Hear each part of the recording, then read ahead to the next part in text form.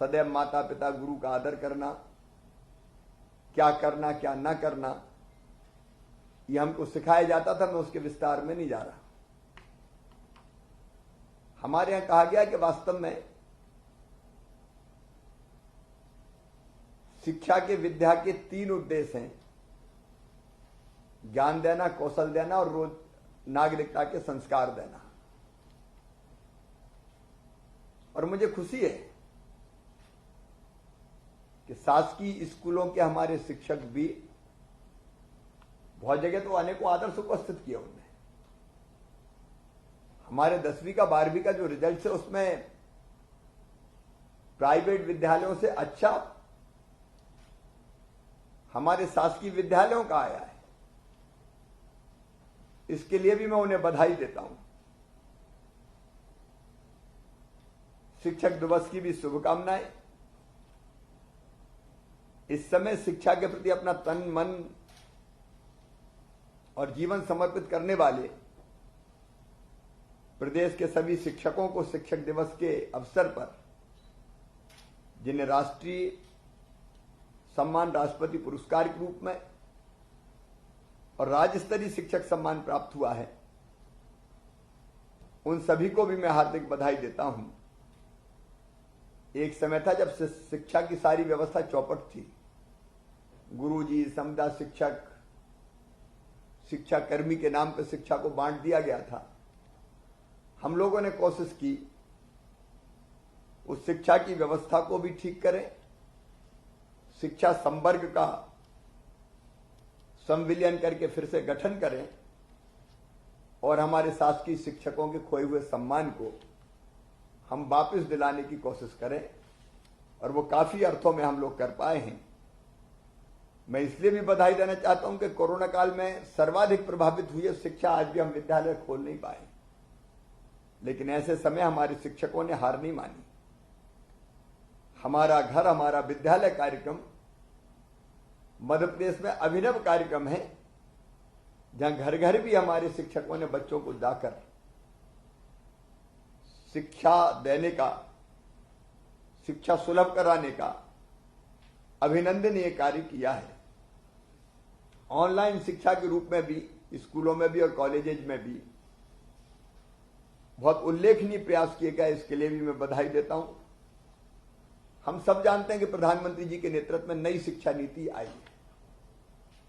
उस शिक्षा नीति के बेहतर क्रियान्वयन के लिए, मध्य प्रदेश में सबसे पहले क्रियान्वयन के लिए हम लोग प्रतिबद्ध हैं और उसकी कई चीजों को मध्य प्रदेश में हम लागू करेंगे। आगामी 3 वर्ष में जो आत्मनिर्भर मध्य प्रदेश का हमने लक्ष्य बनाया है, उसमें शिक्षा जो हमारे जीवन के निर्माण का काम करती है बच्चों के, उस शिक्षा को हम कैसे ठीक ढंग से दे पाएंगे, इसका रोड मैप भी हमने तैयार किया है। वो रोड मैप विस्तार से आपके पास आएगा। नई शिक्षा नीति में विशेषकर व्यावसायिक शिक्षा भी, जो 6वीं की क्लास से ही देना है, उस पर भी हम विशेष ध्यान देंगे। शिक्षकों के प्रशिक्षण पर विशेष ध्यान दिया जाएगा, ताकि एक ऐसा टैलेंट पूल हम बना सकें जो भविष्य में मध्य प्रदेश में रहकर भी आने वाली पीढ़ियों का विकास कर सके। हमारे विद्यालयों के बारे में भी हम बहुत गंभीरतापूर्वक विचार कर रहे हैं। क्या हम ऐसे विद्यालय प्रारंभ करें 10, 12, 15, 20 गांवों के बीच में, जहां सारी बेहतर सुविधाएं हम दे पाएं, अच्छे भवन, लैब, लाइब्रेरी, पर्याप्त मात्रा में शिक्षक, भले बस से हमको बच्चों को लाना पड़े, हम लाएं भी और उनको छोड़ के भी आए, उस दिशा में भी हम प्रयासरत हैं। संगीत, नृत्य, योग, भारतीय संस्कार, इनकी शिक्षा देना भी हमारा लक्ष्य है। और तकनीकी ज्ञान हासिल करने वाले हमारे बच्चे, उनका 100% प्लेसमेंट सुनिश्चित हो पाए, इसकी तरफ भी हम ध्यान देंगे। बेरोजगारी दूर करना हमारा एक बड़ा लक्ष्य है।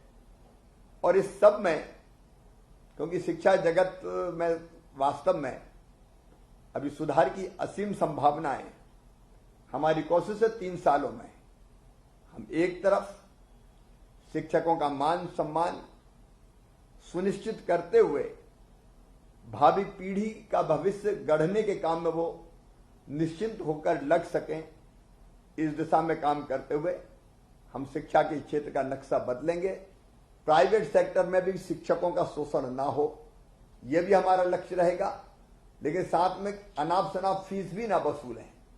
इसलिए जल्दी हम एक्ट लेके आने वाले, कानून लेके आने वाले हैं।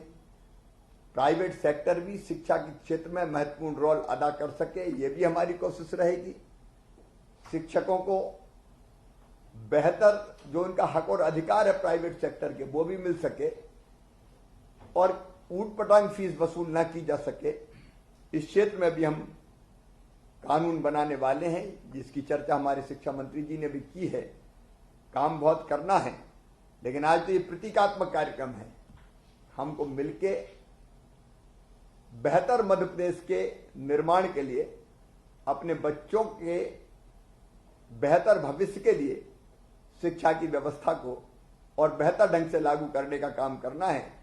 मुझे जरूरी लगा शिक्षा मंत्री जी के साथ आपको शिक्षक दिवस की शुभकामनाएं दूं, इसलिए आज ऑनलाइन ये कार्यक्रम आयोजित किया है। बाद में फिर प्रत्यक्ष भी मिलेंगे। एक बार फिर आप सबका अभिनंदन, आप सबको शुभकामनाएं और आप सबको बहुत बहुत बधाई। प्रणाम, नमस्कार।